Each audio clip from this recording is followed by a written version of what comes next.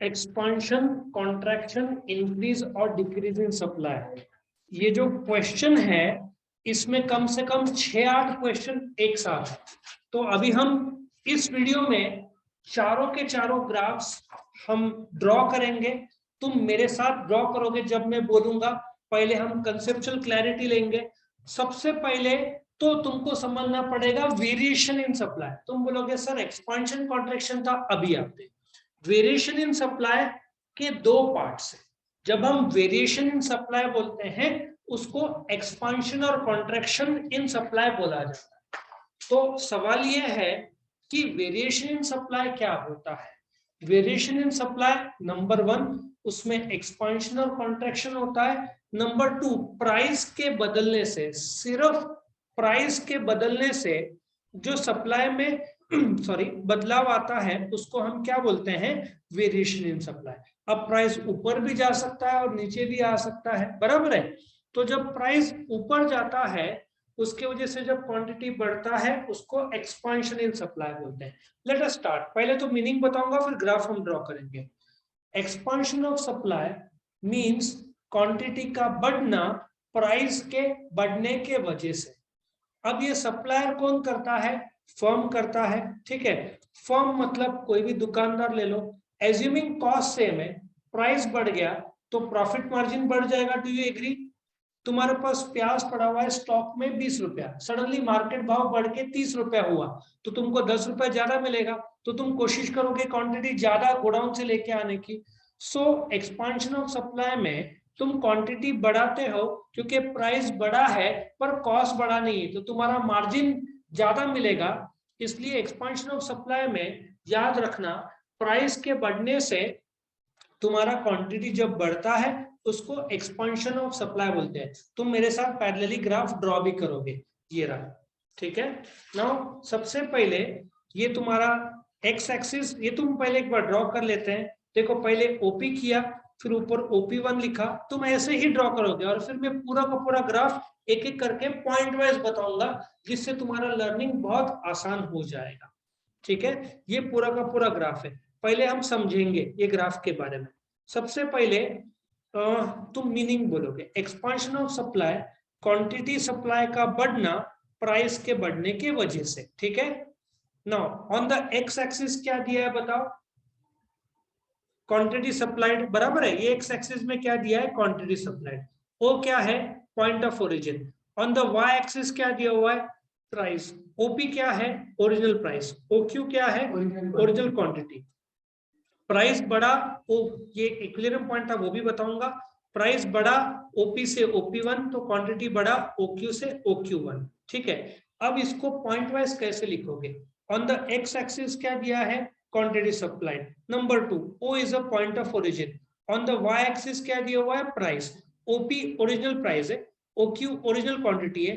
OP से OP1 price बढ़ा, ये एरो दिखा रहा है, तो क्वांटिटी OQ से OQ1 बढ़ा। ये तुम्हारा ओरिजिनल इक्विलिब्रियम पॉइंट था दुकानदार का कि 10 रुपए में वो सोचो 50 कैडबरी बेचता था, लेकिन दाम 15 रुपया हो गया तो अभी वो 100 कैडबरी बेच रहा है। तो इक्विलिब्रियम पॉइंट ये ओरिजिनल था, अभी इक्विलिब्रियम पॉइंट बढ़ गया। ये ऐसे सप्लाई कर्व है, लेफ्ट टू राइट ऊपर जा रहा है, ये equilibrium point left to right upward जा रहा है। सबको समझ में आया? इसको एक्सपांशन ऑफ सप्लाई बोलते हैं, ठीक है। अब मैं दूसरे में आ रहा हूं, कॉन्ट्रैक्शन ऑफ सप्लाई। सबसे पहले कॉन्ट्रैक्शन ऑफ सप्लाई होता क्या है, प्राइस के घटने के वजह से तुम्हारा क्वांटिटी कम हो जाएगा, सप्लायर अपना क्वांटिटी कम कर देगा, उसको क्या बोलते हैं, कॉन्ट्रैक्शन ऑफ सप्लाई, क्योंकि प्रॉफिट कम हो जाता है। तो वापस से तुम ड्रॉ करोगे, मेरे साथ भी ड्रॉ कर सकते हो। पहले हॉरिजॉन्टल लाइन ड्रॉ करो, फिर एक वर्टिकल जस्ट एल शेप। सो तुम्हारा ये एक्स एक्सिस होगा, ठीक है। इसको हम क्या बोलेंगे, एक्स एक्सिस। फिर इसको क्या बोलेंगे, पॉइंट ऑफ ओरिजिन। ये वाई एक्सिस। एक्स एक्सिस को क्या बोलेंगे, क्वांटिटी सप्लाइड। याद रखो क्वांटिटी डिमांडेड नहीं बोलना, वो एक्सपांशन ऑफ या कॉन्ट्रैक्शन ऑफ डिमांड में था। Quantity supplied. वाई एक्सिस में क्या बोलोगे, प्राइस, ठीक है। उसके बाद तुम्हारा देखो ये ओरिजिनल प्राइस है, ये तुम्हारा ओरिजिनल क्वांटिटी है, करेक्ट। ये ओरिजिनल प्राइस, ये ओरिजिनल क्वांटिटी। तुम हाथ से ड्रॉ करो ताकि तुम्हारा टाइम, स्केल से ड्रॉ करोगे तो हो सकता है कि स्लो हो। ये ओरिजिनल क्वांटिटी है। अब क्या हुआ, ये ओरिजिनल इक्विलिब्रियम पॉइंट है जो थोड़ी देर बाद आएगा, ठीक है। अब प्राइस घटा तो तुमने अपना क्वांटिटी क्या कर दिया, कम कर दिया। प्राइस पी ओपी, हमेशा इकोनॉमिक्स में पी मतलब P0, उसके बाद P1, फिर P2 जो भी आएगा। ये ओरिजिनल क्वांटिटी था, ये क्वांटिटी कम हुआ। सो ये देखो, ये तुम्हारा supply curve left to right positive slope है, क्योंकि ये घटा तो ये भी घटा, तो ये जो कर्व है इसको सप्लाई कर्व बोलेंगे, ठीक है।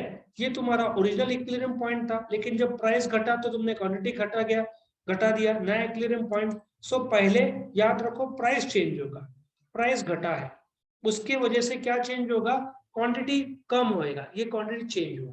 सो इसको हम क्या बोलते हैं, कॉन्ट्रैक्शन ऑफ सप्लाई। वापिस से एक बार, कॉन्ट्रैक्शन ऑफ सप्लाई क्या है, क्वांटिटी का घटना प्राइस के घटने के वजह से। पहले क्या घटेगा, प्राइस, फिर क्या घटेगा, क्वांटिटी। इसको क्या बोलेंगे, कॉन्ट्रैक्शन ऑफ सप्लाई। क्लियर सब लोग यहां तक। अभी हम थर्ड में आएंगे जिसको बोलेंगे इंक्रीज और डिक्रीज। लेकिन इंक्रीज और डिक्रीज को क्या बोलते हैं, चेंज इन सप्लाई। अब तुमने वेरिएशन देखा होगा, वेरिएशन इन सप्लाई कौन से दो कारण की वजह से, कौन से कारण की वजह से था, प्राइस की वजह से। उसमें दो क्या था, एक्सपेंशन या एक्सटेंशन भी बोलते हैं, और कॉन्ट्रैक्शन, ठीक है। नाउ चेंज इन सप्लाई में प्राइस उतना का उतना ही है, लेकिन कुछ और चीजें बदल रहे हैं। For example, increase in supply में तुम एक महीने में 100 छतरियां बेचते थे, या ऐसा सोचो 500 छतरियां बेचते थे 100 रुपए में एक छतरी, ठीक है। अभी दाम वही है 100 रुपया, बारिश जोरों से आ गया तो तुम्हारा दाम वही है, लेकिन छतरिया का सेल 500 का कितना हो जाएगा, 1200 हो जाएगा। सो प्राइस छोड़कर नेचुरल फैक्टर्स ने सपोर्ट किया, ऐसे बहुत सारे कारण हो सकते हैं। तो सबसे पहले हम देखते हैं इंक्रीज इन सप्लाई।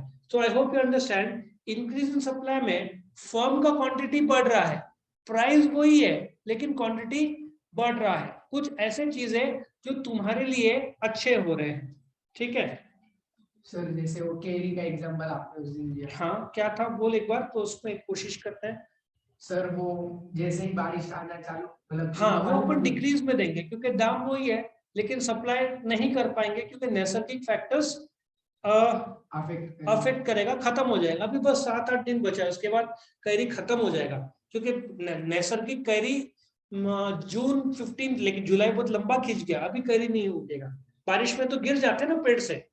तो इंक्रीज इन सप्लाई में देखो, on the X axis quantity supplied is given, O is a point of origin, on the Y axis price is given. ये तुम्हारा ओरिजिनल प्राइस, ठीक है, ये तुम्हारा ओरिजिनल क्वांटिटी, ये ओरिजिनल प्राइस, ये रहा, ये तुम्हारा ओरिजिनल क्वांटिटी। अब क्या होता है, ये तुम्हारा इफ यू चेक आउट, ठीक है ना। अभी क्या हुआ है, ये क्वांटिटी तुम्हारा बढ़ गया है, तुम 100 रुपए में 500 छतरियां बेचते थे, बारिश का सीजन आ गया, ये 1200 में पहुंच गया। इसका मतलब प्राइस वही है, अदर फैक्टर्स प्राइस छोड़कर, जो कि हो सकता है नेचुरल फैक्टर्स हो, या हो सकता है तुमने टेक्नोलॉजी में कॉस्ट कम कर दिया हो नया मशीन यूज करके, ठीक है ना। पेट्रोल के बजाय इलेक्ट्रिक गाड़ी यूज किया जिसमें कॉस्ट कम पड़ता है। एक कार जो कि पर किलोमीटर डेप्रिसिएशन सब पकड़ के 5 से 7 रुपया पर किलोमीटर कॉस्ट पड़ता है, बट वही इलेक्ट्रिक गाड़ी रही तो 2 रुपया से 2.5 रुपया पड़ता है। तो तुमने जो तुम पेट्रोल वाली गाड़ी यूज करते थे अभी इलेक्ट्रिक गाड़ी में यूज किया, तुमको पैसा उतना ही मिल रहा है पर तुम्हारा कॉस्ट कम हुआ, तो तुम्हारा प्रॉफिट बढ़ा ना, तो तुम्हारा सप्लाई बढ़ेगा। तो देखो ये तुम्हारा प्राइस है, ये ओरिजिनल क्वांटिटी है, तो ये पहला सप्लाई कर्व था। टेक्निकली इसको हम शिफ्ट बोलते हैं। शिफ्ट क्या होता है, ये ओरिजिनल सप्लाई कर्व से दूसरे सप्लाई कर्व में चला गया। टेक्निकल भाषा में इसको हम क्या बोलेंगे, shift. Shift in the supply curve, नया सप्लाई कर्व आया, ई से E1 आया, ठीक है। और if you check out expansion में, ये रहा तुम्हारा प्राइस वही है पर सप्लाई बढ़ गया। एक्सपांशन में एक ही कर्व था, याद है, एक्सपांशन और कॉन्ट्रैक्शन में, उसको मूवमेंट बोलते थे, मूवमेंट अलोंग द कर्व। इसको शिफ्ट बोलते हैं, लेफ्ट टू राइट, प्राइस वही है लेकिन तुम्हारा सप्लाई कम हुआ है, तुम्हारा अदर फैक्टर्स फेवरेबली चेंज हुआ है, करेक्ट। क्या हम आगे बढ़े, ये तुम्हारा इंक्रीज इन सप्लाई। अभी next is decrease in supply. Decrease in supply में कभी कैरी का एग्जांपल लिया, for example may be if it is 80 rupees a KG, दाम वही है बट सीजन खत्म आ गया, अभी पेड़ में कैरी डायरेक्टली अगले साल दिसंबर के बाद ही आएंगे, तुम चाहकर भी तुमको मजबूरन सप्लाई कम करना पड़ेगा, ठीक है ना। सो डिक्रीज इन सप्लाई में प्राइस वही है बट तुम्हारा सप्लाई कम हो गया। हो सकता है कि पेट्रोल का दाम वही है लेकिन पंप वाले को, कंपनी हिंदुस्तान पेट्रोलियम ने पेट्रोल पंप को सप्लाई कम कर दिया, दाम वही है बट तुमको ही सप्लाई कम हुआ है तो तुम्हारा सप्लाई कम ही हो जाएगा। सो तुम्हारी गलती नहीं है, प्राइस छोड़कर किसी और फैक्टर्स ने असर कर दिया है। वापस से drawing, on the X axis quantity supplied is given, ये ओ पॉइंट ऑफ ओरिजिन है। ऑन द वाई एक्सिस क्या दिया हुआ है, जो प्राइस है, ठीक है। अब देखो तुम्हारा ओरिजिनल प्राइस है, ठीक है, ये ओरिजिनल क्वांटिटी है, दाम वही है बट तुम्हारा सप्लाई क्या होगा, देखो सप्लाई राइट टू लेफ्ट चला गया, कम हो जाएगा। ये ओरिजिनल इक्विलिब्रियम पॉइंट था जो तुम सप्लाई कर रहे थे, बट मे बी मैं तुमको एक और एग्जांपल देता हूँ, बेस्ट एग्जांपल। अभी ये जो कोविड के टाइम में 2 साल जो चला, इसमें जो घर पे वाईफाई देने वाले जो है, एक यू ब्रॉडबैंड है, एक इयन है, एक रिलायंस फाइबर है और एक एयरटेल है। तुम किसी से भी पूछोगे ना उस समय का प्लान, सपोजिटली मैं एग्जांपल देता हूं यू का या एयरटेल का ले लो, प्राइस वही है, ठीक है, लेकिन क्वांटिटी कम हो गया है, कारण वर्क फ्रॉम होम कुछ लोग का खत्म हो गया है। सो लोग अभी घर पे ब्रॉडबैंड या वाईफाई बंद कर रहे हैं। 10 to 20%, 20% उनका प्राइस वही है बट क्वांटिटी कम हो गया, क्योंकि कंपनी ने सबको मेल भेजा कि अभी वर्क फ्रॉम होम खत्म करो। सो जो लोग 6-6 महीना 1-1 साल का प्लान भरते थे, नाउ जब पता चला कि कोविड खत्म होने बुनाने के चांसेस, तो शिफ्ट करके 3 महीने में कर दिया, ठीक है। वही एग्जांपल अभी इंक्रीज में ले सकते हैं, अचानक से लॉकडाउन आ गया। हाँ, तो उस पर भी बैठेगा।